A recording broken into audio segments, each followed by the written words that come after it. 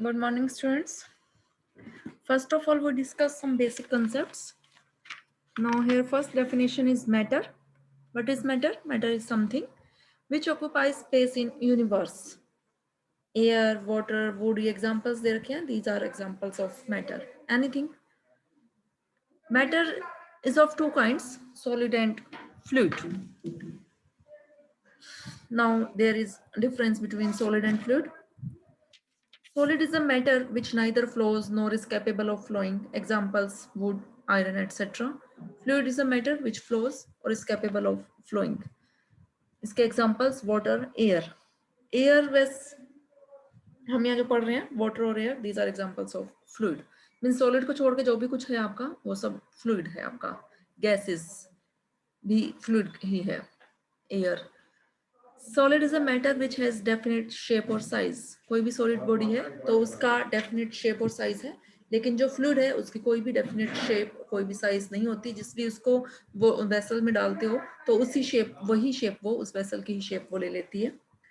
Shape जो है solid की do not change when left to itself. Shape can change when external forces are applied to it. Some bodies are there जिनकी shape हम change कर सकते हैं, लेकिन some solid bodies are whose shape cannot be changed on applying force also. Fluid, this is a type of matter which requires some force or support to retain its size and shape. Solid के examples, two kinds of solid, elastic and plastic, और fluid में liquids and gases. फिर elastic और plastic solids के बीच में difference. Elastic solid की वो kind है which have definite shape and size, but these types of solids changes their shape when some external forces are applied on it and recover their original form when these forces are removed. Rubber is an example of elastic solid. Plastic solids have definite shape and size which is changed when some external forces are applied on these, and these do not recover their original form after when these forces are removed from that. अगर हम उन external forces को हटा दें तो एक बार जो उनकी शेप चेंज हो गई वो अपनी शेप, ओरिजिनल शेप में दोबारा से नहीं आ सकते. फिर हम डिफरेंस कर रहे हैं लिक्विड और गैस. आपको पता ही है लिक्विड और गैस में difference. Liquids, these are kinds of fluids which have a definite volume but no definite shape. They require external support to maintain their shape. Liquid is type of fluid which is more or less incompressible. और examples liquids के alcohol, water, etc. Gases जो हैं which is compressible, इसको हम compress कर सकते हैं. They can neither maintain their shape or volume. कोई इनका shape और volume नहीं है. Volume and shape of gas are same as those of the vessel in which it is contained. Air, hydrogen, nitrogen, these are some gases. Hydrostatics जो हम पढ़ रहे हैं, this is the branch of mathematics which deal with conditions of equilibrium of masses of fluids and solids in contact with them. ठीक है. Next topic है हमारा stress, thrust and shearing stress. Stress देखो क्या है. Stress is nothing but we can say force per unit area. Stress. Suppose R is a region bounded by a matter. It may be fluid or solid. Let P be any point of region inside it. Place a plane area of unit area, say alpha, containing P within the matter. This plane area separates the region at P into two parts, each of which exert on one another equal and opposite forces of magnitude T by Newton's third law of motion. Newton's third law of motion क्या कहता है? For every action there is equal and opposite reaction, and this force T in general may not be perpendicular to the plane area. जो ये हमने force apply किया हुआ है, ये force जो है in general perpendicular नहीं है एरिया के, कोई भी डायरेक्शन हो सकती है. इसके अब हमने n जो ये t है कोई भी डायरेक्शन है तो इसके हमने कंपोनेंट्स ले लिए, मींस डिकम्पोज कर दिया. तो जो n जो हमने कंपोनेंट्स है t का, this is perpendicular to the plane area, and s this is along the plane, means n perpendicular to the area, तो ये s किस डायरेक्शन में लिया, अलोंग द प्लेन ले लिया. along the surface of the plane area, और n जो है वो along normal to the plane area. Here T is called the stress per unit area. Stress is a force per unit area across the plane area alpha. n क्या है? Component है stress का perpendicular to the plane area, and this is called thrust. Thrust क्या है? Component है stress का perpendicular to the plane, उसको हम क्या बोल रहे हैं? n क्या है? Component of stress perpendicular to plane area, and this is called thrust per unit area. s, this is the component of T which is along the plane, and this is called the shearing stress per unit area. ठीक है, T आपका stress, n component इसका perpendicular direction में, जिसको हम क्या बोल रहे हैं? This is the thrust. और S जो कंपोनेंट है अलोंग द प्लेन, उसको हम क्या बोल रहे हैं? Stress. In case of fluid in equilibrium the shearing stress is always 0. अगर फ्लूइड इक्विलिब्रियम में है तो शेयरिंग स्ट्रेस हमेशा क्या होगा? 0. Therefore stress on area inside the fluid in equilibrium is perpendicular to the area. अगर शेयरिंग स्ट्रेस S 0 ही हो गया तो सिर्फ एक ही कंपोनेंट बचा, वो क्या बचा आपका? n. n means perpendicular to the area. In case of matter being solid, the shearing stress is not 0. Solid के केस में shearing stress आपका 0 नहीं होगा. Therefore, stress on a plane area inside the solid is not at right angle to the plane area. जब shearing stress means S component भी है तो सिर्फ N ही तो काम नहीं करेगा, N और S दोनों ही मिलके काम करेंगे. तो इसका मतलब stress जो है उस केस में प्लेन एरिया के परपेंडिकुलर नहीं होगा. इतना ही देखना है इनमें हमने.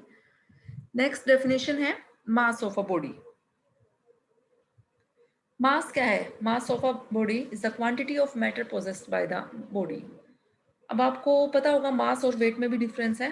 मास, वेट क्या है? Weight is a kind of force, and weight is equal to mass into g, m into g, acceleration due to gravity. Density of a substance is defined as a mass per unit volume of the substance. Density पता है आपको? Mass per unit volume, and it is denoted by rho. फिर जो systems आप पढ़ते हैं जिसमें हमने यूनिट मेजर करते हैं, वो आप 3 सिस्टम पढ़ते हो. MKS system, which is also called SI system, CGS system, and FPS system. MKS system, which is also called SI system, M means length is measured in meter, K means mass is measured in kilogram, and time is measured in second. In all units, in all systems, units of time is same, which is second. In CGS system, length is measured in centimeter, mass is measured in grams, and time is measured in seconds. CGS, C for centimeter, G for grams, and S for second, time का unit. For FPS, length is measured in feet, F, P, mass is measured in pounds, and time is measured in seconds, S. तो जो रो है आपकी, रो is mass per unit volume. ठीक है. In CGS system density is measured as number of grams in cubic centimeter, means grams per centimeter. ये जो आएगा मास per unit volume है, तो मास जो यूनिट्स तो हो गए ग्राम्स, वॉल्यूम, वॉल्यूम मींस क्या आएगा? Cubic centimetre. ठीक है, ग्राम पर cubic centimetre. A given quantity of water occupies the least volume at temperature 4 degrees Celsius. 4 degree Celsius इस टेम्परेचर पे जो गिवन क्वांटिटी है वाटर की, वो लीस्ट वॉल्यूम ऑक्यूपाई करेगी. And in CGS system the mass of 1 cubic centimeter of water is found to be weighed 1 gram. Therefore, density of pure water at 4 degrees Celsius is taken as 1. Pure degree water की, pure water की density 4 degree Celsius में हम क्या consider करते हैं? 1. इन FPS system, mass of 1 cubic foot of pure water at 4 degrees Celsius is found to be 62.5 pounds. Thus, density of water is 62.5 in foot pound in FPS system. ये result जो है CGS system में 4 degree Celsius पे जो pure water की जो density है वो 1 ग्राम यूज करते हैं. ये रिजल्ट इंपॉर्टेंट है. नेक्स्ट है homogeneous and heterogeneous substance. Homogeneous का meaning, if equal volume taken from any part of it, however small part may be have equal masses. Homogeneous, आप जैसे पढ़ते भी हो, ये homogeneous equation है, ये heterogeneous है. Homogeneous means same. तो substance is said to be homogeneous if equal volume taken from any part of it, however small parts may be, have equal masses.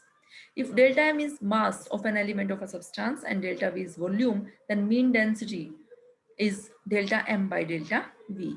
And on taking limit delta v tending to 0, the limit of this ratio as delta v tending to 0 is in fact the density of the substance.